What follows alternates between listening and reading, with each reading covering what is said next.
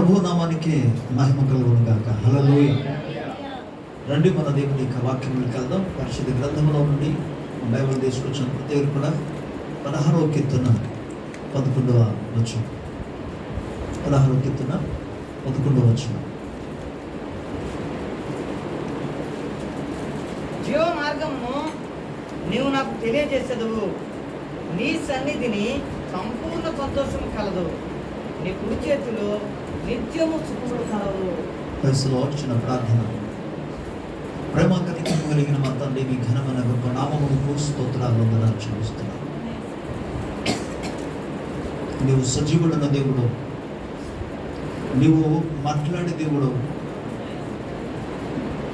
నన్ను నీ ప్రజలతో మీరు మాట్లాడమని ప్రార్థిస్తున్నాను. నువ్వు మాట్లాడుచుండగా నాయన, నీ ప్రజలైన మాకు వినగలిగిన చెవులు, గ్రహించగలిగిన హృదయములు అనుగ్రహించు ఆయన. నీ వాక్యములో ఉన్న, లేఖనములో ఉన్న ఆశ్చర్యకరమైన సంగతులను చూచున్నట్లుగా మా కనులను తెరువు. నీ స్వరము వినున్నట్లుగా మా చెవులను తెరువు. నీ వాక్యము మేము విని అంగీకరించగలుగున్నట్టుగా సహాయం చేయము. అల్పుడను నీ పాదధుని తండ్రి, నీ దాసుడను నీ శిలువ చెంద మరుగుపరిచి మీ ఆత్మను మీ దాసుని మీద ఉంచిన ఆయన, నీ వాక్కు మీ దాసుని నోట నుంచి మాట్లాడము. పిలిచిన దేవుడు నమ్మదగిన వాడు, నువ్వు అలాగున చేస్తావని స్తుతిస్తున్నావు. నీ కృప మీద ఆధారపడి నీ ఆత్మ సహాయములు కోరి యేసు ప్రభు నామములో అడిగి పొందుచున్నాము తండ్రి. ఆమేన్. ప్రభువుకు స్తోత్రం కలుగును గాక. హల్లెలూయా. పిల్లల ప్రభు మనకు అనుగ్రహించిన ఈ అద్భుతమైన, ఆశీర్వాదకరమైన, పరిశుద్ధమైన ప్రభు దినమును బట్టి త్రియక దేవునికి మహిమ, ఘనత, ప్రభావములు కలుగును గాక. అలాగే ఈ ఉదయకాల సమయంలో తండ్రి అయిన దేవుని నుండి, మన ప్రభు అయిన యేసుక్రీస్తు నుండి కృపయు సమాధానం మనందరికీ తోడై ఉండును గాక. ఈరోజు చదవబడిన దేవుని యొక్క లేఖన భాగంలో 16వ కీర్తన 11వ వచనంలో ఇలాగున రాయబడి ఉన్నది: జీవ మార్గమును నీవు నాకు తెలియజేస్తున్నావు, నీ సన్నిధిని సంపూర్ణ సంతోషము కలదు, నీ కుడి చేతిలో నిత్యము సుఖములు కలదు. మనిషి జీవితానికి విశ్రాంతి, మనిషి జీవితానికి నెమ్మది, మనిషి జీవితానికి సుఖం, మనిషి జీవితానికి ఆదరణ కేవలం కేవలం కేవలం ప్రభు సన్నిధిలో మాత్రమే. దేవుని సన్నిధికి వేరుగా ఒక మనిషి మాత్రం కూడా నెమ్మది పొందుకోలేదు. గమనించండి, నేను మాట్లాడుతున్నప్పుడు మనిషి అని చెప్పాను తప్ప క్రైస్తవుడు అని చెప్పలే. మనిషి అని చెప్పాను కానీ ఇశ్రాయేల్ ప్రజల గురించి నేను మాట్లాడలేదు. మనిషి అన్నామంటేనే ఎవరైనా కావచ్చు. దేవుడు ఆది అందు మానవుని సృజించినప్పుడు ఆదాము అని పేరు పెట్టాడు. ఆదాము అనే పదానికి అర్థం ఏంటి? యాక్చువల్లీ ఆదాము అంటే పేరు కాదు, పేరు మాకు అనిపించిన ఆదాము అంటే మానవుడు అని అర్థం. అంటే సృష్టి ప్రారంభములో దేవుడు మానవుని కలుగజేశాడు. ఆ మానవులో నుండి, అనగా ఆదాములో నుండి నారిని తీశాడు. ఓకే, మొత్తానికి ఆదాము అనగా మనిషి నుండి నారి వచ్చింది. సో మనుషులు అయ్యారు అంటే ప్లస్ బహువచనం కలిగింది. ఆ తర్వాత మనుషులు భూమి మీద విస్తరించడం మొదలుపెట్టాడు, అనగా మానవులు భూమి మీద విస్తరించడం మొదలుపెట్టాడు. కాబట్టి మానవులను దృష్టించి దేవుడు మాట్లాడదా తప్ప ప్రత్యేకముగా ఒక జనాంగము కొరకు ఇక్కడ మాట్లాడటం లేదు. కనుక మానవుడుగా ఉన్న ప్రతి మనిషి దేవుని సన్నిధిలో మాత్రమే విశ్రాంతి పొందుకోగలరు, నెమ్మది పొందుకోగలరు. ప్రభుకు స్తోత్రం. ఇక్కడ ప్రభు లేఖనము కీర్తనకారుడైన దావీదు ద్వారా ఏమని చెప్తుందంటే, నీ సన్నిధిలో సంపూర్ణమైన సంతోషము కలదు, దేవుని సన్నిధిలో మాత్రమే. ఈరోజు 2 విషయాలు మీకు చెప్పబోతున్నాను. ఒకటి, దేవుని సన్నిధిలో ఉన్నవారు ఎటువంటి మేలును అనుభవిస్తారు, దేవుని సన్నిధిలో లేని వారు ఎటువంటి నష్టాన్ని అనుభవిస్తారో వాటిని మాత్రం ముందు పెడతారు. నమ్మిన వారు గట్టిగా ప్రభుకి స్తోత్రం చెప్పండి. హల్లెలూయా, హల్లెలూయా. మనం ఆది కాండంలో నుండి జ్ఞాపకం చేసుకున్న దేవుని సన్నిధిలో నిలుచున్న వాళ్ళందరూ కూడా దీవించబడ్డారు. పాత నిబంధన గ్రంథమంతా కూడా మనం పరిశీలన చేసిన ప్రభువు సన్నిధిలో ఉన్న వాళ్ళందరూ కూడా మేలును అనుభవించారు. ప్రభువు సన్నిధిలో ఉన్న ప్రతి ఒక్కరు కూడా దేవుని యొక్క ముఖ దర్శనమును చూడగలిగారు. దేవుని స్తోత్రం. ఇంట్లో కూర్చుంటే ఏం కనబడుతుంది? ఏం చూస్తారు?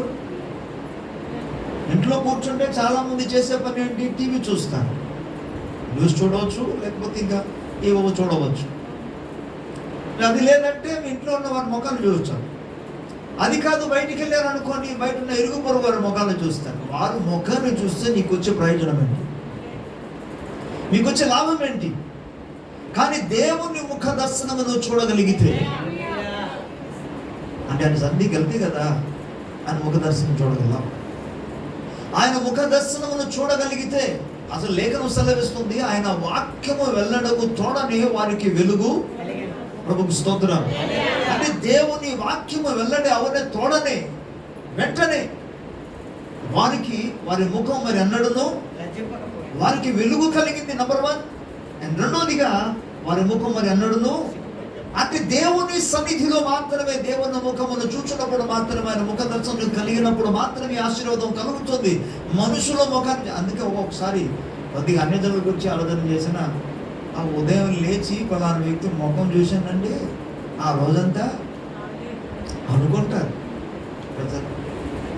ఏదేమైనా మీకు చెప్పే విషయం ఏంటంటే, మనుషుల ముఖం చూచడం ద్వారా నీకు వచ్చే ప్రయోజనం ఏమీ లేదు. మరి కొంతమంది దేవుని ముఖము కాకుండా మనుషుల ముఖాన్ని, అంటే కొంతమంది సాధారణంగా అన్యజనులు మన దీన్ని ఎక్కువ కనబడతారు. ఏంటో తెలుసా? బయటికి వెళ్ళినప్పుడు, పనికి వెళ్ళినప్పుడు, డ్యూటీకి వెళ్ళినప్పుడు, వ్యాపారానికి వెళుతున్నప్పుడు, ఇంటి నుండి ఏదైనా పని మీద బయటికి వెళ్ళినప్పుడు ఆ ఇంటి ఇల్లాలో ఒక్కసారి ఎదురుగా రావాలి. అంటే ఎవరి ముఖం చూడాలి? వారి ముఖం చూస్తే ఎటువంటి ప్రయోజనం లేదు. దేవుడు మాత్రము దేవుని ముఖ దర్శనము చూడగలిగినప్పుడు ఒక వ్యక్తి దేవుని చేత మేలు అనుభవించగలడు, దీవించబడగలడు, ఆశీర్వదించబడగలడు, ఫలింపగలడు, వర్ధిల్లగలడు, స్థిరపరచబడగలడు. దేవునికి స్తోత్రం కలుగును. అందుకే ప్రభు సన్నిధిలో సంపూర్ణమైన సంతోషము కలదు. ఇప్పుడు డిఫరెంట్ మీకు చెప్పబోతున్నా. ఒకప్పుడు ఐగుప్తు దేశంలో నివాసము చేస్తూ రాజనికంగా రాజకుమారునిగా ఎంచబడి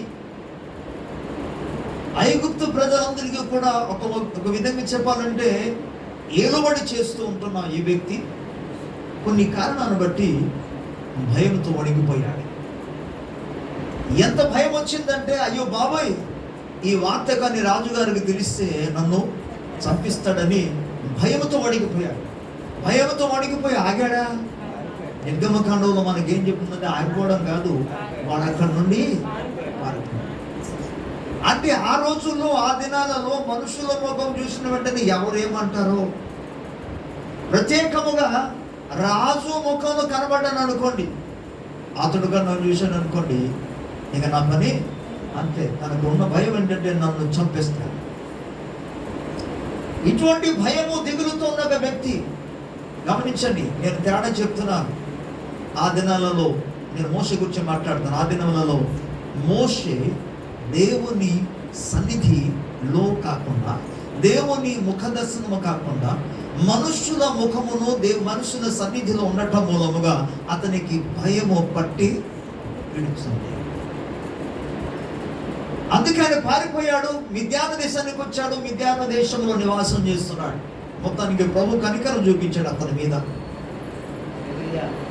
దయ చూపించాడు. దేవుడు కనికరం చూపించి ఒక స్థలాన్ని తీసుకొచ్చాడు, కుటుంబం దగ్గరికి తీసుకొచ్చాడు. ఒక స్థలంలో అతనికి చిన్న పనిని ఏర్పాటు చేశాడు. అక్కడే వివాహం కూడా దేవుడు చేశాడు. సరే, అంతా బాగుంది. ఇక గొర్రెల ముఖం చూసుకోవడం, తన భార్య ముఖం చూసుకోవడం, వాళ్ళ అత్తమామయ్య ముఖం చూసుకోవడం, ఇక మరదల ముఖం చూసుకోవడం, ఆ ఊర్లో ఉన్న జనం ముఖం చూసుకోవడం అదే తన బ్రతుకు. కానీ బ్రతుకులో ఎటువంటి మార్పు మాత్రం రాలేదు.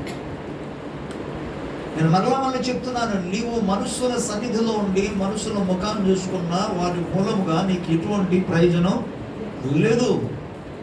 ఎప్పటికున్న భయం. ఆయన ఇక్కడికి వచ్చేసాడు, బాగానే ఉంది. ఐగుప్తు దేశం నుండి మిద్యాను దేశానికి వచ్చేసాడు. మరలా తిరిగి వెళ్ళగలడు అక్కడికి? వెళ్ళలేడు. ఒకవేళ వెళ్తానంటే తన మరలా భయం. కానీ ఒక్కసారిగా దేవుని యొక్క ముఖ దర్శనం అతనికి కలిగిన తర్వాత, గట్టిగా స్తోత్రం చెప్పాలి. దేవుని ముఖ దర్శనము కలిగిన తర్వాత దేవుడు అతనితో మాట్లాడాడు. దేవుని ముఖ దర్శనం అతని మీద ప్రకాశించిన వెంటనే అతని హృదయంలో ఉన్న ప్రతి భయము, ఆందోళన అంతా కూడా, దిగులు అంతా కూడా పటాపంచలు అయిపోయినది. ప్రభుకు స్తోత్రం కలుగును. హల్లెలూయా. నేను తేడా మీకు తెలియజేస్తున్నాను. దేవుని సన్నిధిలో ఉన్నప్పుడు, దేవుని ముఖ దర్శనం కలిగి ఉన్నప్పుడు కలిగిన లాభం ఏంటి, లేనప్పుడు కలిగే నష్టం ఏంటి చెప్తున్నాను. సో దేవుని సన్నిధి లేనప్పుడు, దేవుని ముఖ దర్శనం లేనప్పుడు అతడు భయముతో, ప్రాణ భయముతోనే బ్రతుకుచున్నాడు. తన సొంత బంధువులతో కలిసి జీవించడానికి అవకాశం లేదు. రక్త సంబంధాలతో కలిసి జీవించడానికి అవకాశం లేదు. హెబ్రీయులతో కలిసి ఉండడానికి అవకాశం లేదు. సహవాసం చేయడానికి అవకాశం లేదు. నా వారు అని అనుకోవడానికి అక్కడ ఎవరు లేరు. ఇవన్నీ ఎప్పుడు జరిగింది? దేవుని సన్నిధి లేనప్పుడు, దేవుని ముఖ దర్శనము లేనప్పుడు. కానీ ఒకసారి దేవుని ముఖ దర్శనం చూసిన తర్వాత, కలిగిన తర్వాత, ప్రభువుని దర్శించిన తర్వాత, ప్రభువుతో మాట్లాడిన తర్వాత, దేవుని సన్నిధిలో అతడు నిలబడిన తర్వాత లేఖనం సెలవిస్తుంది, అతడు ధైర్యము కలిగి జీవించడం మొదలుపెట్టాడు. స్తోత్రం. అదే మోషే. ఏ మోషే అయితే ఐగుప్తు దేశంలో ఉన్నాక ఫరో రాజుకు భయపడ్డాడు, ఇప్పుడు అదే ఫరో ఎదుట ధైర్యంగా వెళ్ళి నిలబడ్డాడు. కారణం ఏంటి? డిఫరెంట్ ఏంటంటే దేవుని సన్నిధి, దేవుని యొక్క ముఖ దర్శనం. ఇది తేడా తీసుకొచ్చు. ఈరోజు నువ్వు ప్రజల ఎదుట భయముతో తిరుగుతున్నావు అంటే, ప్రజలను మనం పక్కన పెడదాం. శత్రువు అనగా అపవాదిని నువ్వు భయపడుచున్నావు అంటే, ఒక్కొక్కసారి అపవాదిని గురించి ఎవరైనా సరే వర్ణిస్తే, వివరిస్తే, నాకు అస్సలు ఒక విధంగా చెప్పాలంటే సర్రమని బీపీ రేజ్ అయిపోతుంది. అపవాదిని గురించి వర్ణిస్తే ఏమని వర్ణించడం? అమ్మో, అపవాది మామూలు వ్యక్తి కాదు బాబు, చాలా అలాంటి పదాలు వాడితే నాకు అస్సలు నచ్చదు. ఏమైనా పొగిడితే ఎవరిని పొగడాలి? ప్రభువుని పొగడాలి. అందుకే బలహీనతను గురించి ఎప్పుడు చెప్పుకోవడానికి ఇష్టపడను, కానీ బలహీనతలో దేవుడు బలపరిచిన వాటి గురించి చెప్పడానికి ఇష్టపడతాను. ప్రభుకు స్తోత్రం. అనారోగ్యాన్ని గురించి చెప్పుకోవడానికి ఇష్టపడాను, కానీ అనారోగ్యంలో ప్రభు స్వస్థపరచడని మాత్రం ఆయన గురించి నేను తెలియజేస్తా. ప్రభుకు స్తోత్రం. కొరతల గురించి నేను మాట్లాడాను, కానీ కొరతల్లో దేవుడు చెప్పాలి, ఆయన తీర్చగలిగిన దేవుడని, సమృద్ధి కలిగిన దేవుడని ఆయన గురించి మాట్లాడు. నా ఉద్దేశం, నా దేవుడిని మాత్రం నేను ఘనపరచాను. శత్రుకి మాత్రం కూడా అవకాశం ఇవ్వకూడదు. ఆయన గురించి అసలు ఎన్నడూ కూడా గొప్పతనం చెప్పడానికి వీల్లేదు. ఓకే ప్రియులారా, అనేక మంది శత్రువుల గురించి తలంచుకుంటూ భయంతో వణిగిపోతుంటారు. మీకు కొద్దిగా దీన్ని విభజించి చెప్పాలనుకుంటున్నాను. దేవుని సన్నిధిలో నిలబడిన, దేవుని సన్నిధికి వచ్చినప్పుడు మాత్రమే ఈ ధైర్యం అతనికి కలిగింది. దేవుని సన్నిధికి వచ్చినప్పుడు మాత్రమే దేవుడు అతనితో మాట్లాడాడు. దేవుని సన్నిధికి వచ్చినప్పుడే దేవుడు అతనికి తోడుగా ఉంటానని సెలవిచ్చాడు. దేవుని సన్నిధికి వచ్చినప్పుడు మాత్రమే అతని హృదయంలో ఉన్న ప్రతి భయము, ఆందోళన అంతా కూడా, దిగునంతా కూడా తొలగి పోయింది. దేవుని స్తోత్రం. గట్టిగా హల్లెలూయా చెప్తాం. ప్రభు ఎట్లా కూర్చుంటే చూసిన మొక్కని చూసుకుని కూర్చుని ఉంటాం. ఒక్కొక్కసారి మనుషులు నీకేం చేస్తారు తెలుసా? ఏం చేస్తారు తెలుసా? జరిగిన దాన్ని గురించి చెప్తూ ఇంకా కృంగదీసిన వాళ్ళు ఉంటారు. నష్టపోయారా బాబు అని ఆలోచన చేస్తుంటే, ఆ నష్టాన్ని గురించి పదే పదే ఆలోచన చేస్తూ నిన్ను మరింతగా బాధ కలుగజేస్తాను. అందుకే పరిశుద్ధ గ్రంథంలో యోబు గ్రంథాన్ని గురించి మనం తెలియజేస్తున్నాం. యోబుకి ఎంతమంది స్నేహితులు ఉన్నారు? 4 స్నేహితులు ఉన్నారు. ఒకరిని కలిపి చెప్పేస్తానులే, అంతేనా? ఓకే, తర్వాత చదువుకోండి. ఓకే, ముందు మనకు కనబడతారు ముగ్గురు, కానీ తర్వాత ఇంకోటి కనబడతాడు. సరే, ఈ స్నేహితులందరూ కూడా ఎటువంటి వారట? వాళ్ళ గురించి మాట్లాడుతూ ఆయనకేమో సమస్తాన్ని నష్టపోయి, ముందు విషయం ఏంటంటే తన ఆస్తి అంతా కోల్పోయాడు. తన గొర్రెల మంద కానీ, మేకల మంద కానీ, ఎడ్ల మంద కానీ, గాడిదల మందలు కానీ, లేకపోతే గుర్రాలు కావచ్చు, ఇంకా ఆస్తి అంతా కూడా పూర్తిగా ముందు మొత్తం నాశనం అయిపోయింది. ఇవన్నీ ఆలోచిస్తూ ఈయన చాలా బాధతో ఉన్నారు. ఇటువంటి బాధలు ఉంటుండగానే మరుక్షణంలో వచ్చి, ఏమండి యోబు గారు, మీ పలానా స్థలాల్లో మీ పిల్లలందరూ కలిసి ఒక చిన్న ఫంక్షన్ చేస్తున్నప్పుడు ఆ బిల్డింగ్ కూలిపోయింది, అందరూ చనిపోయారు అని కూడా మొదలైంది. ఆ బాధలో ఉంటుండగా చివరికి కనీసం ఆయన ఆరోగ్యము కలిగి ఉన్నాడు అన్నప్పటికీ ఆయన ఆరోగ్యము కూడా క్షీణించిపోయింది. భయంకరంగా మాత్రం భార్య ఒక్కడే మిగిలారు. దేనికోసం మిగిలారు? భర్తకు ఆదరించడానికి, భర్తకు ధైర్యపరచడానికి. నేను స్త్రీల గురించి మాట్లాడటం లేదు, ఇక్కడ ఉన్న స్త్రీల గురించి నేను మాట్లాడటం కోసం దయచేసి గమనించండి. అక్కడ ఉన్న వాటి గురించి నేను మాత్రం మాట్లాడుతున్నాను. ఆ దినాల్లో మిగిలి ఉన్నారు కాబట్టి ఇప్పుడు భర్తను ఏం చేయాలి? అన్ని కోల్పోయి ఉంటే అది ఆ బాధ కేవలం స్త్రీకేనా, భర్తకు లేదా? భార్యకేనా, భర్తకు ఉండదా? ఏమంటారు? మరి మీకు తెలుసో తెలియదు, కానీ ఒక పురుషునిగా నేను చెప్తున్నా, కేవలం భార్యకే కాదు, భర్తకు కూడా అందులో బాధ ఉంటుంది. ఒక విధంగా చెప్పాలంటే, మీకు పురుషుల గురించి చెప్పనా, స్త్రీలు ఏదైనా చిన్న క్లిష్టకరమైన పరిస్థితి సంభవించిన వెంటనే వారు హృదయం పగిలిపోయి వెంటనే ఏడ్చేస్తారు. కానీ పురుషులు అదే సిచ్యువేషన్లో వెళ్ళినా వారికి అదే బాధ ఉంటుంది, కానీ వారు హృదయంలో దాన్ని దాచిపెడతారు. లోపల వారు బాధపడతారు, వాడు బయటికి ఎక్స్ప్రెషన్ చేయరు. అలాగని చెప్పేసి పురుషులకు ఏమీ లేదంటే అసలు చలన లేదని అనుకోవద్దు దయచేసి. వారి హృదయంలో బాధ ఉంటుంది. కానీ వాళ్ళు ఏడిస్తే, భార్య ఏడిస్తే, భర్త ఏడిస్తే పరిస్థితి ఎలా ఉంటుంది? సరే, మొత్తానికి ఈయన బాధలో ఉన్నా ఏదైనా సరే భార్య వచ్చి కనీసం, అసలు దేవుడు భర్త భార్యగా ఎందుకు తయారు చేశాడు, జతపరిచాడు? దేవుడు ఎందుకు జతపరిచాడు?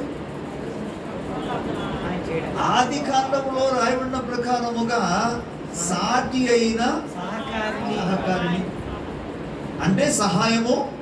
ఒక విధంగా చెప్పాలంటే ఒకరికి ఒకరు సహాయం చేయాలి, ఒకరికొకరు బలపరచాలి, ఒకరికొకరు ప్రోత్సహించాలి, ఒకరినొకరు ఆదరించాలి, ఒకరికొకరు లేవనెత్తాలి, ఒకరి కొరకు ఒకరు ప్రార్థన చేయాలి. ప్రభుకి స్తోత్రం. ఎల్లప్పుడూ కుటుంబ సభ్యులు అందరూ బాగానే ఉంటారని అర్థం కాదు కదా. ఒక్కొక్కసారి పురుషుడు బలహీనుడు కావచ్చు, కృంగిపోవచ్చు. అప్పుడు ఏం చేయాలి? స్త్రీ బలహీనం అవ్వచ్చు. అప్పుడు పురుషుడు ఏం చేయాలి? బలపరచాలి. కానీ ఇక్కడ మనం గమనిస్తే సమస్తాన్ని కోల్పోతే ఏంటంటే ఇలా జరిగిపోయిందని చెప్పేసి అనకుండా ఇంకెందుకు బతుకున్నాము? ఎందుకు బతుకున్నాం? నా ప్రాణం తినడానికి. ఈమె వే టాకింగ్, ఆమె మాట్లాడుతున్న పద్ధతి ప్రకారం చూస్తే న్యాయంగానే కనబడుతుంది. ఎందుకు? ఆశంతా పోయి, నా బిడలంతగా పోయి, అన్నీ పోయి, ఇంక ఎందుకు బ్రతుకున్నట్టుగా తను మాట్లాడుతుంది. కానీ గమనించండి. సరే, నాకు ఒక సబ్జెక్ట్ ఏదో వెళ్ళిపోతుంది, నేను మళ్ళీ వస్తాను. ప్రియులరా, మీకు జ్ఞాపకం చేసే విషయం ఏంటంటే, ఇటువంటి బాధాకరమైన స్థితిలో యోగు ఉంటే స్నేహితులు వచ్చారు. వారు వచ్చి ఇంకంటారు కదా, గాయాల మీద ఇంకా గాయం చేసి బాధ పెడుతున్నారు తప్ప. అందుకే నేనంటాడు, యోగు అంటాడు, మీరు 16వ అధ్యాయంలో మనకు కనబడుతుంది, మీరు నాకు బాధకే కర్తలు కానీ ఆదరణకు కర్త కాదు. సో అందుకే మనుషుల ఎదుట ఉన్నప్పుడు, అంటే సొంత భార్యే యోబును అసలు కించపరిచింది, బాధ కలిగించింది, దుఃఖమును పుట్టిస్తుంది. నా పాయింట్ అంతా ఒకటి, నీవు కానీ దేవుని సన్నిధిలో ఉంటే దేవుడు ఎల్లప్పుడూ ఆయన దుఃఖించుచున్న వారిని ఆయన ఆదరిస్తాడు తప్ప కృంగదీయుడు. బలహీనంగా ఉంటే బలపరుస్తాడు తప్ప మరింతగా బలహీనపరిచే దేవుడు ఆయన కానే కాదు. ప్రభుకు స్తోత్రం చెప్దాం ఒకసారి. హల్లెలూయా. కాబట్టి ప్రియులారా, మనుషుల ఎదుట ఉంటే, మనుషుల సముఖంలో ఉంటే నీకు ఇటువంటి క్షమ ఉంది. కానీ బైబిల్ సెలవిస్తుంది, లేఖనం సెలవిస్తుంది, దేవుని సన్నిధి.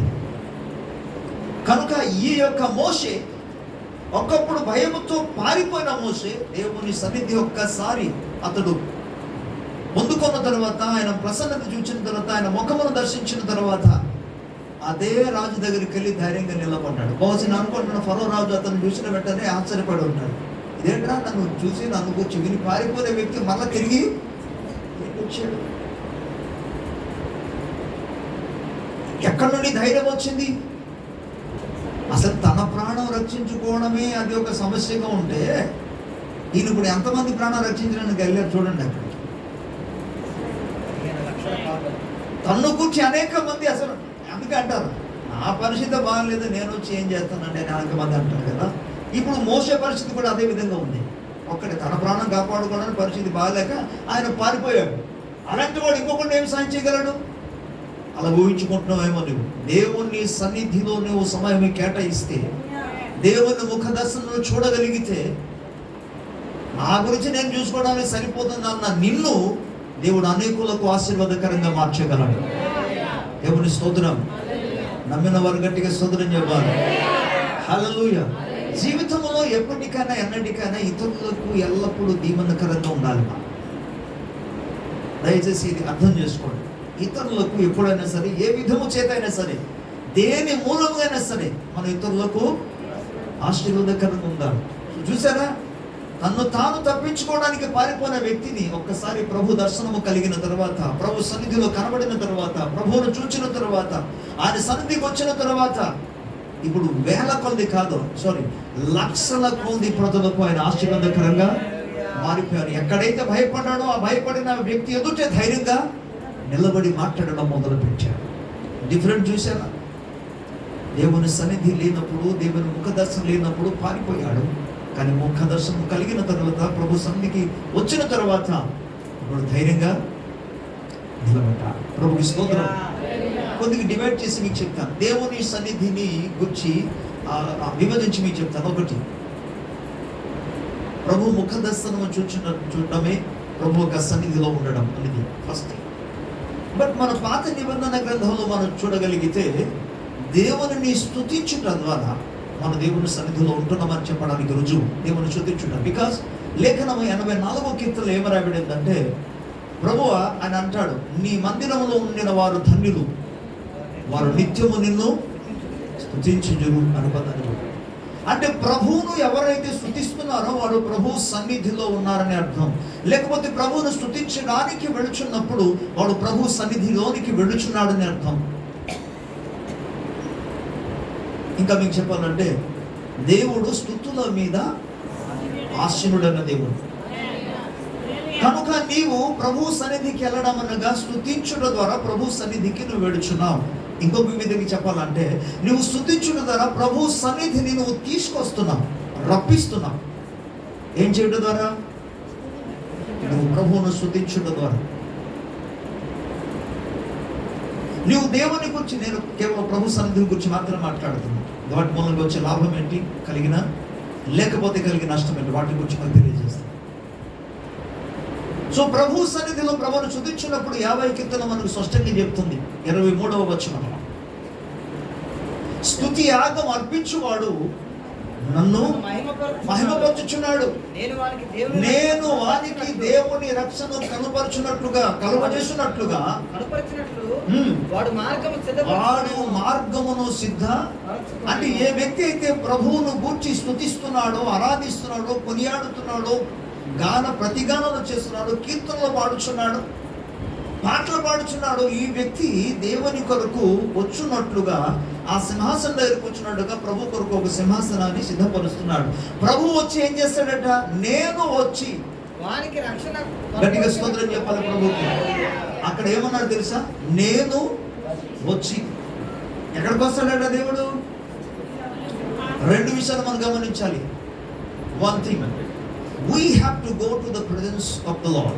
మనము దేవుని సన్నిధానములోనికి వెళ్ళడం. The second one is we must bring the presence of the Lord. మనం దేవుని యొక్క సన్నిధిని మనం తీసుకొని రావాలి. దేవుని మందిరములోనికి మనం వెళుచున్నప్పుడు దేవుని సన్నిధిలోనికి మనం వెళుచున్నాం. స్తుతించడానికి మనం వెళుచున్నప్పుడు దేవుని సన్నిధిని మనము రప్పిస్తున్నాం. ఓకే, ప్రభుకి స్తోత్రం చెప్తాం. నేను దేవుని సన్నిధిని గురించి మాట్లాడుతూ స్తుతిని గురించి మాట్లాడాను. ఓకే ప్రియులారా, ఇప్పుడు స్తుతించడం ద్వారా కలిగిన లాభం ఏంటో మన గత దినాలు అనేక పర్యాలు విన్నాం కాబట్టి వాటి గురించి ఎక్కువ వివరించకుండా మీకు క్లుప్తంగా చెప్తాను. ప్రభు సన్నిధిలో స్తుతిలోనే మాత్రము సమయం గడిపిన ఒక వ్యక్తి మనకు బైబిల్లో కనబడతాడు. అతని పేరే దావీదు. అది కొండలైనా దేవునికి స్తోత్రం, లోయలైనా దేవునికి స్తోత్రం, సామాన్యమైన పొలములైనా సరే దేవునికి స్తోత్రం, ఇంట్లో ఉన్న దేవునికి స్తోత్రం. ప్రభువును స్తుతిస్తూ ఆయన తన జీవిత కాలం అంతా కూడా గడిపాడు. దేవుని స్తోత్రం. అంటే దేవుని సన్నిధిని నిరంతరం ఆయన కలిగి ఉన్నాడు. ఈ వ్యక్తి జీవితాన్ని గురించి మీకు చెప్పాలి. యుద్ధం జరిగింది 17వ అధ్యాయంలో, సమూయేలు మొదటి గ్రంథం 17వ అధ్యాయంలో యుద్ధం జరుగుతుంది. మొన్నటి దినాన్ని జ్ఞాపకం చేస్తాను, అగైన్ మీకు తెలియజేస్తున్నాను. బట్ అక్కడ సబ్జెక్ట్ వేరు, ఇక్కడ సబ్జెక్టు వేరు. ప్రియులారా, ఆ యుద్ధంలో 40 దినాలన్నీ కూడా అక్కడ పోరాటం జరిగిందట. ఎలాంటి వాళ్ళు ఉన్నారు అక్కడ? హేమాహేమలు ఉన్నారు. అంటే చాలా ఎత్తైన వారు, బలం కలిగిన వారు, యుద్ధ నైపుణ్యత కలిగిన వారు, ఓకే, శక్తి సామర్థ్యం కలిగిన వారు, ఆయుధములతో యుద్ధము చేయగలిగిన ఆ నైపుణ్యత పొందిన వారు ఉన్నారు అక్కడ. తరఫీదు పొందుకున్న వాళ్ళు అక్కడ ఉన్నారు. కానీ ఏమి లేదు తెలుసా? అది ప్రభు సన్నిధి మనకి లేదు. ఇహలోకములో ఇహలోక సంబంధమైన ప్రతిదీ కూడా వాళ్ళ దగ్గర ఉంది, కానీ దేవుని సన్నిధి మాత్రం లేదు. నేను అందుకు చెప్పాను, స్తుతించినప్పుడు దేవుని సన్నిధి వారు కలిగి ఉంటారు. ఈ వ్యక్తి ఉన్నాడు, ఈయన దగ్గర ఇహలోక సంబంధమైన నైపుణ్యత అసలు ఏమి, యుద్ధ నైపుణ్యత లేదు. అందుకే సౌలు అన్నాడు, ఒకవేళ నువ్వు వెళ్ళాలనుకుంటే సరే, నువ్వు వెళ్ళాలనుకుంటున్నావు కాబట్టి నా సర్వంగ కవచం ఒకసారి ధరించుకోరా బాబు అని అంటే, దావీదు ఒక్కసారి వేసుకుంటే అసలు వేసిన వెంటనే కాలు చేతులు ఆడించలేకపోయాడు, కాలు తీసి వేయలేకపోయాడు, చేతులు ఎత్తలేకపోయాడు. ఇది నా వల్ల కాదని తీసేశాడు. సర్వంగ కవచం అతనికి లేదు, ఖడ్గం లేదు, ఢాలు లేదు అతని చేతిలో, ఈట లేదు ఇతని చేతిలో, కానీ దేవుని సన్నిధి మాత్రం ఉంది. ప్రభువును స్తుతించడం ద్వారా కలిగి ఉన్న దేవుని సన్నిధిని బట్టి ప్రియులారా, మనం తెలుసు 40 days there was battle was gone. 40 days 40 దినాలు అక్కడ యుద్ధం జరిగింది. కానీ అందరూ పారిపోవడం తప్ప భయము పారిపోవడం, ఒక్కడు కూడా విజయం సాధించలేదు. ఇంకో విధంగా చెప్పాలంటే, ఒక్కొక్కసారి దేవుని సన్నిధి లేకపోతే దేవునికి అవునా? మరి ఆయన ఏం చెప్తున్నాడు? గొలియత్ ఏమంటున్నాడు? ఇశ్రాయేలుల దేవునికి ఆయన అవమానపరుస్తున్నాడు. అందుకే కదా ఆయనకు రోషం కలిగి ఏమన్నాడు తెలుసా? జీవము కలిగిన దేవుని సైన్యమునకు తిరస్కరించడానికి సున్నతి లేని ఈ ఫిలిష్తీయుడు ఈడంతటి వాడండి, ఈయన మాట్లాడడానికి అంటాడు. ప్రభుకి స్తోత్రం. ఆ విధంగా ధైర్యంగా మాట్లాడగలిగిన ఒక్కడైనా ఉన్నాడా? నేను చెప్పే విషయం గమనించండి, దేవుని సన్నిధి తోడు లేని వారి జీవితాల్లో భయముతోనే జీవిస్తారు, దేన్ని చూసిన భయపడతారు. సాతాను సంగతి పక్కన పెట్టండి, పరిస్థితులను చూసి భయపడతావు, నువ్వు సమస్యలు వస్తే దాన్ని చూసి నువ్వు భయపడతావు, కష్టాలు వస్తే దాన్ని చూసి భయపడతావు. కానీ దేవుని సన్నిధిలో ఉన్నవాడు మాత్రం భయపడడు. ప్రభుకి స్తోత్రం. విశ్వాసంతో ముందుకు వెళ్తాడు కాబట్టి, ప్రభు అతనికి తోడుగా ఉంటాడు కనుక, ప్రభు సన్నిధి అతనికి నిరంతరం అతనితో ఉంటుంది కాబట్టి అందుకంటాడు, నేను వెళ్తానయ్యా, యుద్ధం చేస్తాను అన్నాడు. దేవుని సన్నిధి తోడు కలిగి ఉన్న వ్యక్తి ఇహలోక సంబంధమైన నియమాలకు అతీతముగా విజయం పొందుకోగలడు. నేను ఎందుకు ఇలా మాట్లాడానంటే, అతని చేత ఇహలోక సంబంధం యుద్ధం చేయడానికి ఆయుధాలు లేవు, సర్వంగ కవచం లేదు, కత్తి లేదు, ఖడ్గం లేదు, ఢాలు లేదు, కానీ ఏమి లేకుండానే గొలియాతును చంపగలిగాడు. ప్రభుకు స్తోత్రం చెప్తాను. అంటే విత్ స్మాల్ థింగ్, ఒక చిన్న రాయితో గొలియాతును చంపేశాడు. ఒక చిన్న రాయితో ఆయన గొలియాతును చంపగలిగాడు అనే మాటకు అర్థం ఏంటి? ఎంత అద్భుతమైన విషయం ఇది. చిన్న రాయితో ఆయన చంపగలిగాడు. కారణం దేవుని స్తోత్రం. దేవుని సన్నిధి నువ్వు కలిగి ఉన్నప్పుడు సమస్యలను మన చిన్న వాటితో, జస్ట్ ఒక చిన్న పదంతో, యేసు అనే నామంతో, యేసు క్రీస్తు యొక్క రక్తంతో, ప్రభు అనుగ్రహించిన వాగ్దానములతో వాటిని జయించగలం. దేవుని స్తోత్రం. అలాగే సంబడి ఎవరు చెప్పారు, ఒక బలహీనముగా ఉన్న వ్యక్తి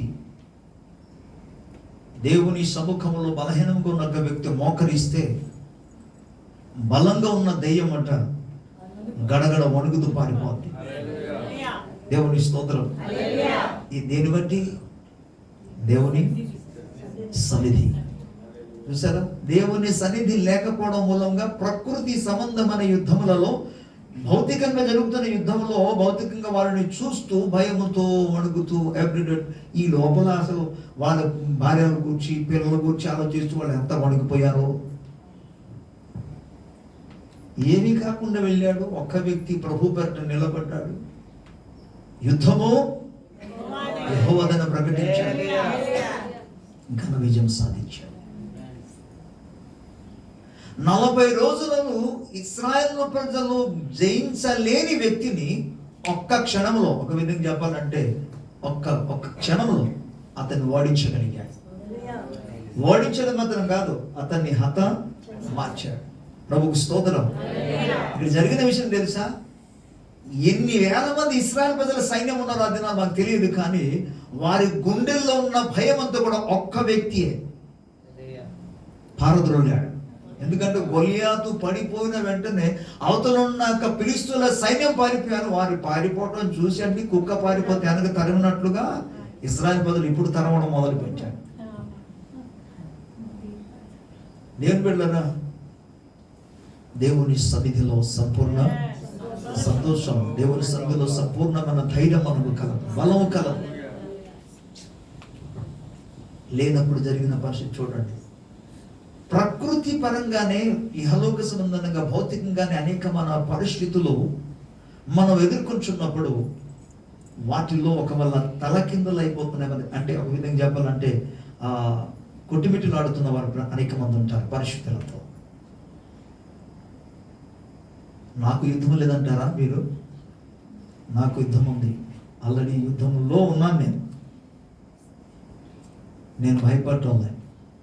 ఇంకో విషయం చెప్పాను, దుష్టుడు ఎంత కృంగదీయడానికి ప్రయత్నం చేసినా నేను ఏమాత్రం దిగులు పడకుండా ధైర్యంగానే సాగుతున్నా. ఐ కెనాట్ సే ఎవ్రీథింగ్, నేనే అన్ని చెప్పలేను. బట్ పర్సనల్గా అపవాది ఎటువంటి పరిస్థితులు ప్రతికూలత తీసుకొచ్చినప్పుడు కూడా నేను ఏమాత్రం కూడా కృంగిపోకుండా, నేనే కన్నా కృంగి ఉంటే ఐఎమ్ టెల్లింగ్ ద ట్రూత్, అసలు సేవ చేయలేదు. వాటిని గురించి ఆలోచిస్తే, సమస్యల గురించి మాత్రం ఆలోచన కూర్చుని ఉంటే నేను సేవ చేయలేను.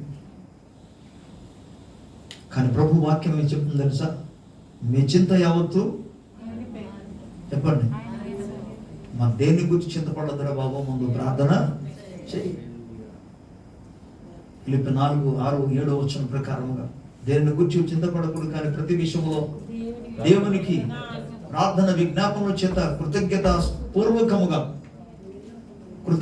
పూర్వకంగా కాదు, కృతజ్ఞతతో మీ విన్నపములను తెలియజేయండి. అప్పుడు సమస్త జ్ఞానమునకు మించిన దేవుని యొక్క సమాధానం, ఆ దేవుని సమాధానమే నన్ను బలపరుస్తూ తీసుకెళ్ళాలి. ప్రభు మీద ఆధారపడి ముందుకు సాగుతాం. ప్రభు స్తోత్రం కలుగును గాక. వీళ్ళరా ఒక్కసారిగా పటాపంచలైపోయింది. ఎవరి జీవితం? ఇశ్రాయేలు ప్రజల హృదయాలలో ఉన్న, గుండెల్లో ఉన్న భయం అంతా కూడా పారద్రోలో గడిగాడు ఒక్క వ్యక్తి. కారణం దేవుని సన్నిధి.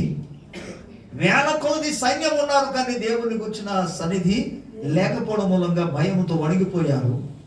ఒక్క వ్యక్తి కానీ దేవుని సన్నిధిని బట్టి అతడు ముందుకు సాగగలిగాడు. తాను విజయం పొందడం మాత్రం కాదు, తన ప్రాణాన్ని అసలు నిజానికి చెప్పిన మాట ఎలా ఉందో తెలుసా? నన్ను ఏమనుకున్నావు నువ్వు కర్ర పట్టుకుని వస్తున్నావు, ఒక్క అనుకున్నావా? ఒడిశలో రాయి పట్టుకొని వస్తున్నావు అంటే పక్షి అనుకున్నావా? అసలు ఏమనుకుంటున్నావు అన్ని తర్వాత ఒక పదం వాడాడు, దా ఈరోజు నీకంటే ఏమని, నీకు ఎటువంటి ఎక్కడి నుండి ధైర్యం వచ్చింది? అసలు నీకంటే ఎత్తుగా బలంగా ఆయుధాలు ధరించుకున్న వాళ్ళందరూ, పట్టుకున్నవాడు, సరంగ కవచం ధరించుకున్న వాడే నన్ను చూసి అంతవరకు ఎందుకు? ఎన్నెన్నో యుద్ధాలు విజయం సాధించిన సౌలు గారే ముందుకు రాకుండా ఆగిపోయారు. ఎక్కడో ఇంట్లో దాగి ఉన్నాడు. ముందుకు వస్తాడు. అసలు నా కోపం చాలా రేపుతో నేను చంపేసి ఆకాశ పక్షులకు ఆహారంగా నీకు ఇస్తాను. అసలు పైన ఒక్క ముక్క కూడా కింద పడకుండా పైన నేను తినేస్తాను. అది చేస్తుందా? ఈ మాట వింటే ఇక యుద్ధానికి ఎంత ధైర్యంగా వెళ్తారో జనాలు. వెళ్తారా? కానీ దేవుని తోడును బట్టి, దేవుని సన్నిధిని బట్టి అతను ముందుకు సాగాడు. ప్రభుకు స్తోత్రం. ఈ మాట కానీ వాళ్ళ అన్నదమ్ములందరూ విని ఉంటారు, తప్పకుండా విన్నారు, అందరూ విన్నారు. వారికి ఎలా ఉంటుంది? ఒరే తమ్ముడు, ఎందుకురా నువ్వు మంద కాయకుండా ఇక్కడికి వచ్చేసి అసలు అనవసరంగా మాకు ఇబ్బంది పెడతావు ఏంటి? ఇంతకు ముందే చెప్పారు. అసలు ఎందుకు అసలు వచ్చా? మాకు తెలుసులే, ఇది ఆట అనుకున్నావేంటి? ఇక్కడ జరుగుతుంది యుద్ధం చూడడానికి వచ్చావేంటి? కేరళ ఇచ్చేసి వెళ్ళిపోవచ్చు కదా, వీళ్ళతో వాళ్ళతో మాట్లాడుతున్నావు ఎందుకు? ఈ అన్నాలందరూ దాంతో చెప్పారు అలా. కానీ గమనించాడు, దేవుని సన్నిధి కలగడం మూలంగానే ఘన విజయం అనుభవించాడు. దేవుని సన్నిధి లేకపోవడం మూలంగా వేల కొలది సైన్యములు ఉన్నా దర్ ఇస్ నో యూజ్, ఎటువంటి ప్రయోజనం లేని పరిస్థితి. వాటని భయం, దిగులు. ఓకే, దేవుని స్తోత్రం చెప్తాను గట్టిగా మరోసారి. హల్లెలూయా, హల్లెలూయా. ది సెకండ్ థింగ్ ప్రియులారా, మీ జ్ఞాపకం చేస్తాను, meditating the word of God. దేవుని వాక్యమును మనం ధ్యానం చేయడం. మీకు తెలుసా, దేవుని వాక్యం ధ్యానం చేసిన వారు దేవుని సన్నిధిలో ఉన్నారని అర్థం. దేవుని సన్నిధిని అనుభవిస్తున్నారు. Because the word of God it self is God. ఆది కాండంలో కావచ్చు, ప్రత్యేకంగా మన యోహాను సువార్త 1వ అధ్యాయంలో 1వ వచనం ఏమి రాయబడింది? ఆది యందు వాక్యముండును, వాక్యము దేవుని యందు, ఆ వాక్యమే. So when you meditate or when you read the word of God, when you study the word of God, that means you are feeling the presence of the Lord. నీవు దేవుని సన్నిధిని అనుభవిస్తావు. You are in the presence of the Lord when you read the word of God, when you hear the word of God. You are in the presence of the Lord. నీవు దేవుని సన్నిధిలో ఉన్నావని అర్థం. ఏం చేస్తున్నప్పుడు? వాక్యం ధ్యానం చేస్తున్నారు. దేవుని స్తోత్రం. దేవుని సన్నిధిలో ఉన్న వారికి అసలు ఏ చింత ఉండదు. నేను వాక్యార్థాన్ని బట్టి మాట్లాడతాను. ఎందుకంటే మనకు లూకాసు వార్త 10వ అధ్యాయంలో మనం చూడగలం 40వ వచనంలో. లూకాసు వార్త 10వ అధ్యాయం 40వ వచనం. మార్త విస్తారమైన పని పెట్టుకుని చేత తొందరపడి, మరి పనులు పెట్టుకుంటే తొందరగా ఉంటుంది ఏంటి? అతని వద్దకు వచ్చి పనులు పెట్టుకొని చింత ఉంటుంది ఏంటి? పనులు పెట్టుకుంటే అది ఎలా చేయాలి, ఎప్పుడు చేయాలి అనేది ఆ ఆలోచన ఉంటుంది ఏంటి? నీ మైండ్ అంతా నిండిపోద్ది. ఇప్పుడు ఎప్పుడు చేయాలి, ఇది ఎప్పుడు దీన్ని కంప్లీట్ చేయాలని. కానీ ఇంకొక ఆమె అక్కడ ఉన్నారు. ప్రభువా, నేను ఒంటరిగా పని చేయటకు యేసు రక్త విజయం. ప్రభుకు స్తోత్రం చెప్పాలి గట్టిగా. హల్లెలూయా. పిల్లరా, ఈ వచనంలో చాలా అద్భుతంగా మనకు కనబడే విషయం ఏంటంటే, 39 ఆమెకు మరియా అను సహోదరి ఉండెను. ఈమె యేసు పాదముల వద్ద కూర్చుండి ఆయన బోధ. ప్రభుకు స్తోత్రం. ఈ 39వ వచనంలో గమనించినప్పుడు యేసు పాదాల దగ్గర కూర్చుని ఉండి, అంటే దేవుని సన్నిధిలో ఉండి ఏం చేస్తుంది ఆవిడ? దేవుని వాక్యం వింటుంది. హల్లెలూయా. అదే వార్త మీరు లోక వార్త వినండి. మీరు బయటికి వెళ్ళిన వెంటనే వార్త వింటారు. మనం తెలుసు, సంఖ్యాకాండంలో చదివితే రాయబడి ఉంటుంది 14వ అధ్యాయంలో, ప్రియులారా, ప్రపంచంలో ఈ 12 మంది వెళ్ళి వేగురు చూసి వచ్చిన తర్వాత వారు చెడ్డ వార్త అందించిన మూలముగా 12 మంది అందించారు. 12 మంది కాదు, సారీ, 10 మంది అందించారు చెడ్డ వార్త. ఈ 10 మంది అందించిన చెడ్డ వార్త మూలముగా లక్షల కొలది ఇశ్రాయేలు ప్రజలకు గుండెల్లో భయము, దిగులు వచ్చి చివరికి జరిగిన విషయం తెలుసా? ఈ 10 మంది చేసిన పని మూలంగా చెప్పిన ఆ వార్తను బట్టి లక్షల కొలది ప్రజలు భయపడడం మాత్రం కాదు, ఈ అడవులో మొదలు పెట్టారు. దుర్వార్త. నీవు ప్రపంచంలో ఎక్కడికి వెళ్ళినా, ఎవరి దగ్గరికి వెళ్ళినా దుర్వార్త వింటాం. కేవలము దేవుని సన్నిధిలో మాత్రమే. ప్రభుకు స్తోత్రం చెప్పాలి. దేవుని సన్నిధిలో అనగా వాక్యమును చదువునప్పుడు మాత్రం దేవుని మాటలు వింటాం. దేవుని మాటలను వింటుండగా నీకు ఆదరణ కలుగుతుంది, నీకు ధైర్యం కలుగుతుంది, బలము కలుగుతుంది. దేవుని స్తోత్రం. సమ్టైమ్స్ ఒకవేళ మార్గం తప్పిపోయి ఉన్నా నువ్వు మార్గాన్ని దిద్దుకోవడానికి అవకాశం కలుగుతుంది. ఎక్కడ? దేవుని సన్నిధిలో. దిద్దుకోవలసిన మార్గం ఏమైనా ఉన్నదంటే తిన్నని మార్గం ఒకటే, అది దేవుని వాక్యపు మార్గం. వాక్యమునకు వేరుగా ఎవరైనా ఒక వ్యక్తి ద్వారా వ్యక్తికి నువ్వు ఫాలో చేస్తే నువ్వు బాగుపడొచ్చేమో, but you are in the wrong way. Hello, ఈ మాట మరలా చెప్తున్నా. వాక్యపు ఒక క్రమానుసారంగా, అంటే వాక్యము చదువుట ద్వారా, వాక్యము వినుట ద్వారా కానీ నువ్వు మార్గము దిద్దుకుంటే you are in the right way. అలా కాకుండా మనుషులు చెప్తే వాళ్ళు కూడా మంచి మాటలు చెప్పవచ్చు, కానీ మనుషులు చెప్పిన మాట బట్టి నువ్వు దిద్దుకుంటే నువ్వు దిద్దుకున్నావు, కానీ you are in the wrong way. You are not in the right way. నువ్వు సరైన పద్ధతిలో మార్గం లేవు. So then what we have to do? Follow the path of the word of God. దేవుని యొక్క మార్గంలో మనం అనుసరించాలి. దేవుని స్తోత్రం. సరే, దిద్దుబాటు అనేది ఇదని కూడా ఎక్కడ లభిస్తుంది? ప్రభు సన్నిధిలో. ఆయన వాక్యం మనం వింటున్నప్పుడు, ఆయన వాక్యం మనం చదువుతున్నప్పుడు. అందుకే always I'm not speaking with Sunday school children. నేను సండే స్కూల్ అంటే వాక్యము ప్రార్థన ఈ రెండు అన్న వెంటనే చాలా మందికి ఏంటి అర్థం అవుతుంది? మన పెద్దలు కాబట్టి, యేసుని నమ్ముకొని చాలా సంవత్సరాలు పెద్ద కాబట్టి we want the deepest, the greatest and the secret of the word of God. మర్మాలు మనకు కావాలి కదా, లోతైన మర్మం. మీకు చాలాసార్లు చెప్పాను, ఇప్పుడు కూడా చెప్తున్నాను, టైర్ గాలి ఇప్పేసి చెప్తాను. మర్మాల మూలంగా నీకు వచ్చే లాభం ఏమీ లేదు, కానీ వాక్యం మనకు అనుకూలంగా నీ బ్రతుకు సరి చేసుకుంటే అప్పుడు నీకు లాభం. దేవుని స్తోత్రం. హల్లెలూయా. మర్మాలు కూడా వినండి, అవసరమైతే వినండి, కానీ ముందు వాక్యానుసరంగా నడుచుకోండి చాలు. ప్రభుకి స్తోత్రం. ఏమయ్యా నతానియేల్, ఏంటి అక్కడ మర్మం చెప్పారు, మర్మం చెప్పిన అసలు నువ్వు ఎందుకు వినలేదు, అక్కడికి ఎందుకు వెళ్ళలేదు అడుగుతాడా దేవుడు? అది అడగడు. కానీ ప్రభు నన్ను ఎందుకు పిలిచావయ్యా? నేను చెప్పినట్లుగా నువ్వు చేయకుండా, ప్రవర్తించకుండా నన్ను ప్రభు నేను ఎందుకు పిలుస్తామన్నాడు. తండ్రి చిత్తం నెరవేర్చుట. This is the point. దీన్ని మనం వెంబడించగలిగితే ఆస్వాదించబడగలం. దేవుని స్తోత్రం.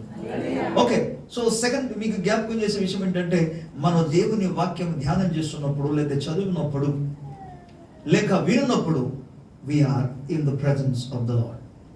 మనం దేవుని సన్నిధిలో ఉన్నాం. ఎప్పుడైతే దేవుని సన్నిధిలో ఉంటామో పిల్లరా, మరలా చెప్తుంది, అప్పుడు సంపూర్ణ సంతోషం కాదు. దేవుని సన్నిధిలో ఉంటే విచారమే అసలు ఉండదు, చింతే ఉండదు, దిగిలే ఎందుకంటే ఈమె దేవుని చూడండి, ఒక్క ఇంట్లోనే ఉన్నారు. ఒకరేమో ప్రభు సన్నిధిలో ఉన్నారు, మరొకరేమో వంటగదిలో ఉన్నారు. ఒకరు నిశ్చింత కలిగి ఉన్నారు, మరొకరేమో చాలా చింతతో ఉన్నారు, దిగులుతో ఉన్నారు. అక్కడ తొందరపడుచున్నారు అనే పదం రాయబడింది. ఇంగ్లీష్లో ఏమన్నారు?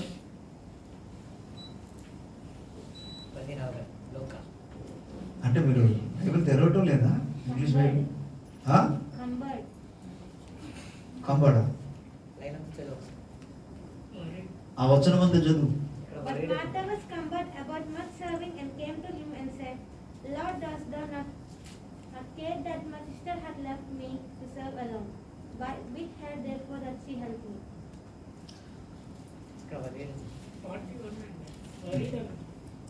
ప్రభుకు స్తోత్రం. Okay just take time.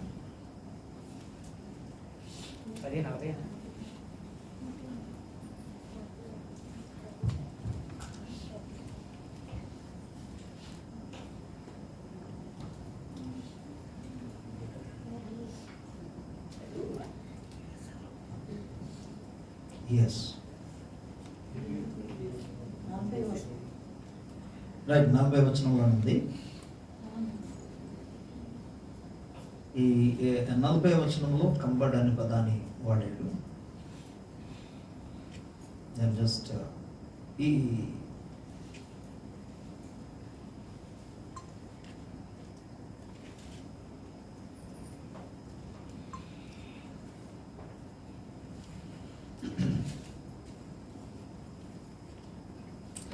ఇందులో గ్రీక్ భాషలో, ఎందుకంటే న్యూ టెస్టిమెంట్ అనేది మూల భాష గ్రీక్, ఓల్డ్ టెస్టిమెంట్ పాత నిబంధన మూల భాష హెబ్రీ. సో గ్రీక్ దాంట్లో మనం చూస్తే ఈ కంబర్డ్ అనే పదంలో పెరిసోపావో అనే పదాన్ని వాడాడు. ఇందులో to draw around, to draw away and distract, to be driven about mentally, to be distracted, to be over occupied, too busy. ఈ అర్థాలన్నీ కూడా తెలియజేస్తారు. మీకేం అర్థమైంది కదా? టు డ్రా అరౌండ్ అంటే ఒక్క దాని మీద కాకుండా అనేకమైన వాటి చేత ఆకర్షించబడడం. అంటే మైండ్ ఒక స్థలాల్లో లేదు, ఒక మీద లేదు. దేని మీద ఉంది? చాలా వాటి మీద ఉంది. అంటే దానికంటారు డిస్ట్రాక్ట్ అన్నమాట. అంటే మైండ్ విభజించబడింది, చెల్లాచెదురుగా ఉంది, స్థిరమనిగా లేదు. ఈ అర్థాలన్నీ కూడా తెలియజేస్తుంది. అక్కడ ఏమంటుందంటే to be driven about mentally, మానసికంగా మనస్సు స్థిరత్వం లేదు.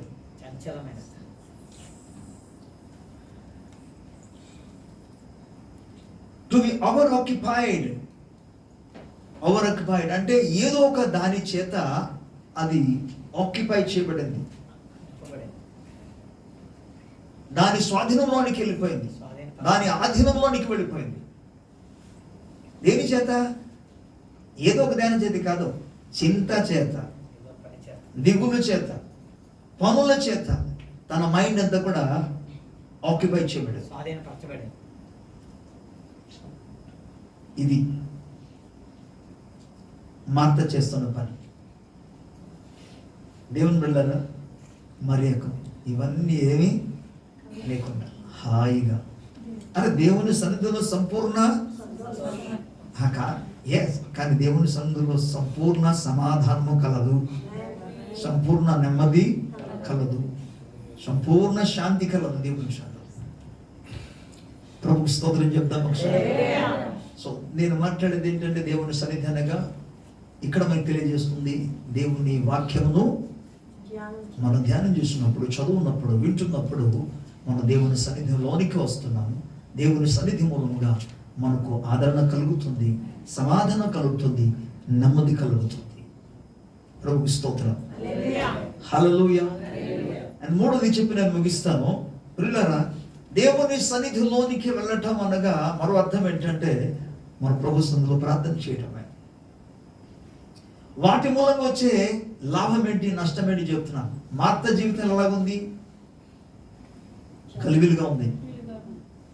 నెమ్మది లేదు, గాబరగా ఉంది. కానీ మరియా దేవుని సన్నిధిలో ఉండటం మూలంగా, ప్రభు వాక్యం ధ్యానం చేయటం మూలంగా, వినటం మూలంగా నెమ్మదిగా ఉంది, ధైర్యంగా ఉంది. ప్రభుకు స్తోత్రం చెప్తాను గట్టిగా, హల్లెలూయా హల్లెలూయా. అండ్ మీ తర్వాత లేఖనాన్ని చెప్తున్నాను, ఒకసారి మనం చూసుకుందాం. ప్రార్థన చేయటం ద్వారా మత్తయి సువార్త వాళ్ళకి ఒకసారి వెళ్దాం. మత్తయి సువార్త మన ప్రభు సన్నిధిలో ఉండగలం. మత్తయి సువార్తలో 14వ అధ్యాయం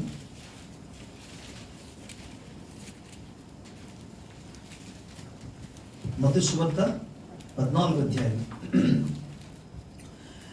22వ వచనం నుండి నేను చదువుతాను. వెంటనే ఆ జనసమూహములను తాను పంపివేయనంతలో తన శిష్యులు దోణి ఎక్కి తనకంటే ముందుగా అద్దరికి వెళ్ళవల్లని ఆయన వారిని బలవంతము చేశాడు. ఆయన ఆ జనసమూహములను పంపివేసి ప్రార్థన చేయుటకు ఏకాంతముగా కొండ ఎక్కిపోయి సాయంకాలమైనప్పుడు ఒంటరిగా ఉండేది. చాలు, దేవుని స్తోత్రం. సో మనం ప్రార్థన చేయడానికి వెళుతున్నప్పుడు ఏం చేస్తున్నాం? దేవుని సన్నిధికి మనం వెళుతున్నామని అర్థం. మనం మోకరించిన వెంటనే మనం ప్రభు సన్నిధికి మనం వెళుతున్నాం. ప్రభు సన్నిధిలో మనము ఆయన కృపను వేడుకుంటున్నాం. ప్రభుకు స్తోత్రం చెప్తాం మరోసారి.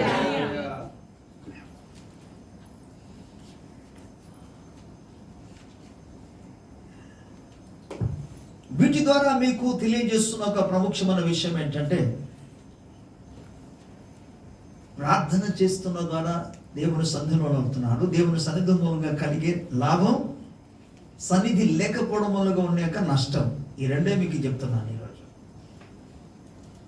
సరే, ఇప్పుడు యేసు ప్రభు ఏమో తండ్రిని దేవునితో ప్రార్థన ద్వారా సాహసం చేయడానికి వెళ్ళారు. ఆయన అలాగే కొండ మీద ఉన్నారు. శిష్యులను పంపిస్తే వాళ్ళు వెళ్ళిపోతున్నారు. వాళ్ళ ప్రయాణం సాగుతూనే ఉంది. ఎందులో? సముద్రంలో పడవ మీద లేకపోతే దోణి మీద వాళ్ళ ప్రయాణం సాగుతుంది. ఈ లోపల ఏమొచ్చింది? తుఫాను వచ్చింది. తుఫాను వస్తుంది, గాలి వస్తుంది, తుఫాను మూలంగా వర్షం పడుతుంది. ఆ దోణి యొక్క పరిస్థితి వాళ్ళ ముందుకు నడిపించే విషయంలో చాలా కష్టకరంగా ఉంది. ఒకసారి మార్కు సువార్త 6వ అధ్యాయం, మార్కు సువార్త 6వ అధ్యాయం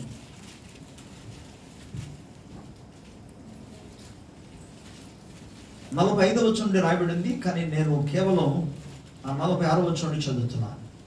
ఆయన వారిని వీడుకొలిపి ప్రార్థన చేయుటకు కొండకు వెళ్ళాను. సాయంకాలమైనప్పుడు ఆ దోణి సముద్రం మధ్య ఉండేను కనుక ఒంటరిగా మెట్ట నుండెను. అప్పుడు వారికి గాలి ఎదురైనందున దోణి నడిపించుటలో వారు మిక్కిలి కష్టపడుచుండగా, ఈ మాట గమనించండి, వారికి ఎదురుగా గాలి రావటం మూలముగా దోణి నడిపించే విషయంలో వారు చాలా కష్టపడుతున్నారట. అందులో పదం వాడాడు తెలుగులో, చక్కటి పదం, మిక్కిలి.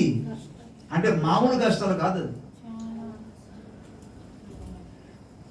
నేను మళ్ళీ చెప్తున్నాను, ప్రార్థన చేయటం ద్వారా దేవుని సన్నిధిలో, తండ్రి సన్నిధిలో యేసు ప్రభువు ఉండి సన్నిధితో నింపబడి, కృపతో నింపబడి, ఆయన కృపతో నింపబడి కాదు, ఆయన కృపే.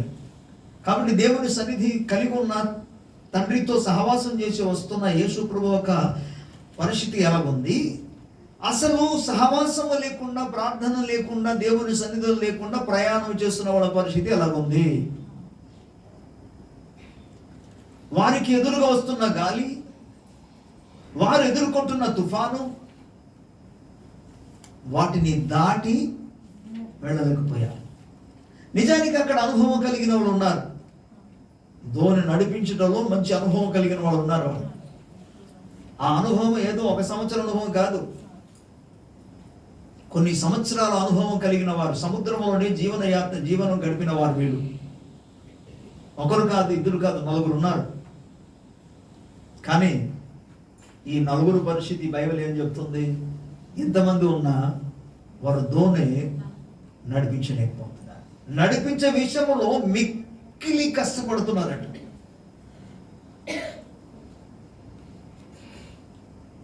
ప్రియులారా, యేసయ్య సన్నిధి లేకుండా నీ జీవితం ఆ విధంగా ఉంటుంది. మిక్కిలి కష్టపడతావు, నీకున్న అనుభవంతో కష్టపడతావు. శిష్యులకు అనుభవం ఉందా లేదా? సముద్రంలో ఉంది. కాబట్టి నీకు అనుభవం ఉంది కదా అని చెప్పేసి వెళ్ళిపోతానంటే నీ వల్ల కాదు, నువ్వు చేయలేవు. అనుభవంతోనే వెళుచున్న వారు ఎదుర్కొన్నాక గాలి తుఫాను వారు తట్టుకోలేక వారు ఏ విధంగా చేద్దాన్ని సరే ఒడ్డునకు చేరడానికి ప్రయత్నం చేస్తున్నారు, కానీ అది వారి వల్ల కాలేదు. అయితే కనికరం కలిగిన యేసయ్య నామమును బట్టి ప్రభువు మహిమ కలుగును గాక. వారు కష్టపడుచున్నారని వారి కష్టమును చూచి యేసు ప్రభువు నీటి మీద నడుస్తూ వచ్చాడు. ఏ స్తోత్రం చెప్పలేదు? యేసయ్య దేని మీద నడిచాడు? సముద్రములో నీటి పైన నడుస్తూ వచ్చాడు. దేవునికి స్తోత్రం. ఏ సముద్రంలో అయితే ఈ శిష్యులందరూ కూడా మునిగిపోతామని చెప్పేసి దోణి తయారు చేసుకుని వెళుతున్నారో అదే సముద్రంలో దోణి లేకుండా యేసయ్య ఆ సముద్రం నీటి పైన ఆయన నడుస్తూ వచ్చాడు. యేసు ప్రభు శిష్యులకు ఏం నేర్పించాలనుకుంటున్నారు అక్కడ తెలుసా? ప్రార్థన చేస్తే తండ్రి సన్నిధిలో నువ్వు ఉంటే నువ్వు ఏం చేయగలవు అంటే సముద్రంలో మునిగిపోతాను కాదు, సముద్రం మీద నడుస్తావని శిష్యులకు టీచింగ్ ఇస్తున్నాడు. రెండో విషయం, వారు ఏ తుఫాను అయితే ఎదుర్కోలేకపోతున్నారో, మిక్కిలి కష్టముతో వెళ్ళగలుగుతున్నారు కానీ అయినా సరే వారు చేరలేకపోతున్నారో, ఆ మిక్కిలి కష్టమైన పరిస్థితిని ఈజీగా సులువుగా దాటిపోయినట్టుగా చేస్తుంది దేవుని సన్నిధి. ప్రభుకు స్తోత్రం చెప్పాలి. అదే ప్రార్థనతో సమయం కేటాయించకుండా గడపకుండా సహవాసం తండ్రితో సహవాసం లేకుండా ఉండడం వీరి మూలంగా అనుభవం ఉన్న వారు ముందుకు వెళ్ళలేకపోయారు. మీకు అర్థమవుతుందా ఈ మాట? ప్రభు సన్నిధిలో సంపూర్ణ సంతోషము, ప్రభు సన్నిధిలో సంపూర్ణమైన సమాధానం, ప్రభు సన్నిధిలో సంపూర్ణమైన నెమ్మది, ప్రభు సన్నిధిలో ధైర్యం. దేవునికి స్తోత్రం. ప్రభు సన్నిధిలో పరిష్కారం. ప్రభు సన్నిధి ఉంటే మనం పరిష్కారాన్ని పొందుకోగలం. హల్లెలూయా. అసలు ఎలా అనిపిస్తుంది సంఘ విశ్వాసులకి దేవుని సన్నిధి వదిలేసి ఉండిపోవడానికి? ఎక్కడ నీకు పరిష్కారం కలుగుతుందో లభిస్తుందో నీకు అర్థమవుతుందా? అటువంటి ఉన్నతమైన దేవుని సన్నిధిని వదిలేసి నీ అంతా నువ్వు కష్టపడతానంటే ఎక్కడ దాటగలవు నాయన? దాటగలవా? నీ వల్ల కాదు, నువ్వు చేయలేవు, చేయజాలవు. నేను దాటించగలిగిన వాడు, ఎక్కించగలిగిన వాడు. అందుకంటాడు కీర్తనకారుడు దావీదు, నేను ఎక్కలేనంత ఎత్తైన కొండపైకి నన్ను ఎక్కించేవాడు. దేవునికి స్తోత్రం కలుగుతుంది. ఆయన మాత్రం నిన్ను ఎక్కించగలడు. నువ్వు ఎక్కలేవయ్యా. దేవుని సన్నిధి ద్వారా ప్రభుకు స్తోత్రం. మన హాజరేసినట్టుగా వారానికి ఒకసారి, సంవత్సరానికి లేదా నెలకు ఒక 2 సార్లు హాజరు చేసి వచ్చేద్దాం, ముఖం చూపించండి. అంటే దేవునితో నువ్వు సహవాసం చేయకపోతే ఆయన ఎలా పని చేస్తాడు? ఆయన ఎలాగో నీకు సహాయం చేస్తాడు, ఎలాగో నిన్ను దీవిస్తాడు, ఎలాగో నిన్ను కాపాడుతాడు. ప్రభు స్తోత్రం. హల్లెలూయా. సరే, ఎంత కష్టపడ్డారు వాళ్ళు. కానీ ప్రార్థనతో తండ్రితో సహవాసం చేసిన యేసయ్య మాత్రం నీటి మీద నడుస్తూ. నంబర్ 1. నంబర్ 2, దోణి ఎక్కిన వెంటనే అక్కడ ఏం రాయబడింది? అది చదవాలి.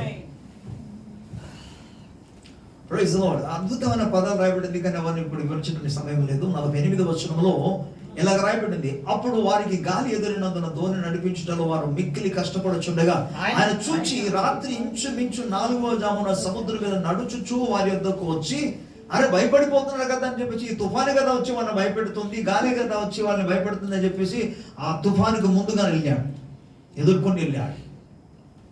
ఇశ్రాయేలు ప్రజల సైన్యమునకు ముందుగా అలనాడు నడిచిన యేసు తండ్రి అయిన దేవుడు, మేఘస్తంభముగా అగ్నిస్తంభముగా నడిచిన దేవుడు, ఈ దినాన్న ఇక్కడ ఇశ్రాయేలు ప్రజలకు శిష్యులకు ముందుగా ఆయన నడుస్తున్నాడు. ఎందుకు తెలుసా? నేను ముందు ఉంటాను, ఇక మీరు భయపడద్దు. ప్రభుకు స్తోత్రం, హల్లెలూయా. అయినా ఈ ప్రార్థన లేని వారితో ఆయన అంత ప్రేమ కలిగి ఉంటున్నాడు. ఈ ప్రార్థన జీవితమే లేదు, అయినా సరే వారిని ప్రేమిస్తూ వాళ్ళ దగ్గరకు వస్తున్నాడు. అందుకే మనం నిలిచి ఉండగలుగుతాం. ఇది ఆయన కృప, ఆయన కృప. ప్రభుకు స్తోత్రం కలుగుతుంది. పిల్లరా, ముందుకు వెళ్ళిపోవడం అతను కాకుండా వాళ్ళని దాటి వెళ్ళాలని అనుకుంటున్నాడు. చూడండి, నడుచుచు వారి వద్దకు వచ్చి వారిని దాటి పోవాలని ఉండేను. వాళ్ళు భయపడిపోతుంటే ఆయన సముద్రం మీద నడుచుట వారు చూచి భూతమని తలంచి కేకలు వేసింది. అందరూ ఆయనను చూచి తొందరపడగా వెంటనే ఆయన వారిని పలకరించి, ధైర్యం తెచ్చుకోండి, నేనే, భయపడకూడని చెప్పాను. తర్వాత దోణి ఎక్కి వారి వద్దకు వచ్చినప్పుడు గాలి, స్తోత్రం, గాలి, అందుకు వారు తమలో తాము మిక్కిలి భ్రాంతి నొందిరి. గాలి అణిగిపోయిందట. ఎక్కడ? ఎప్పుడు? సన్నిధి తీసుకొచ్చారు. సన్నిధి వచ్చిన తర్వాత గాలి అంతా అణిగిపోయింది. ప్రభుకు స్తోత్రం కలుగుతుంది. హల్లెలూయా. ఎంత అద్భుతమైన మాటలు ఇక్కడ మనకు కనబడుతుంది. ఇంకో ఒక్క వచనం చూసి మనం ఊహించుకుందాం. పరిశుద్ధ బైబిల్లో నుండి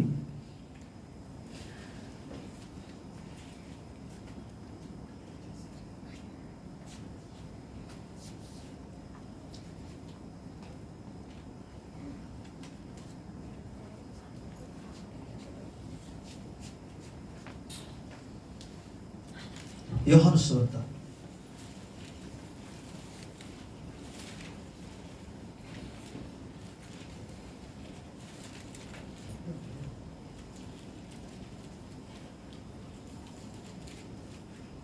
6వ అధ్యాయం.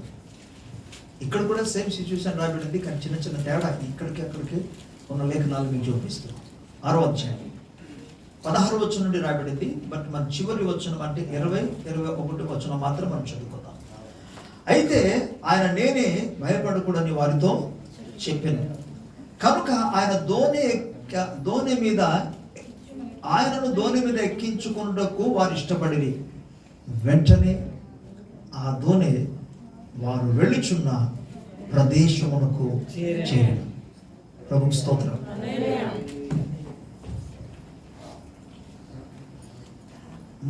మత్తయి సువార్తలో మనం ఏం చూసామంటే యేసు ప్రభువు వారు బాధపడుతున్న పరిస్థితిని చూసి వచ్చారు అని.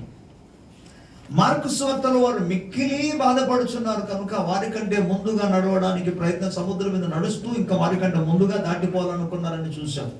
అందుకే మార్కు సువార్త ఏం చేశారంటే యేసు ప్రభువును ఎక్కించారు. ఎక్కిన తర్వాత గాలి, మార్కు సువార్తలో మనం చూసాం ఏమని, గాలి పూర్తిగా అణిగిపోయిందని.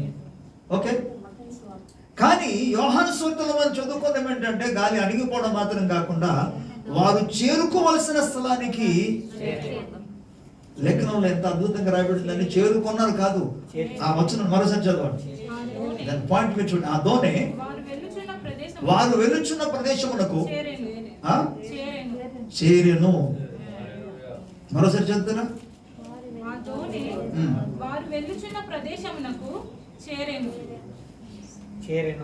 ఫుల్ వచనం చదవాలి.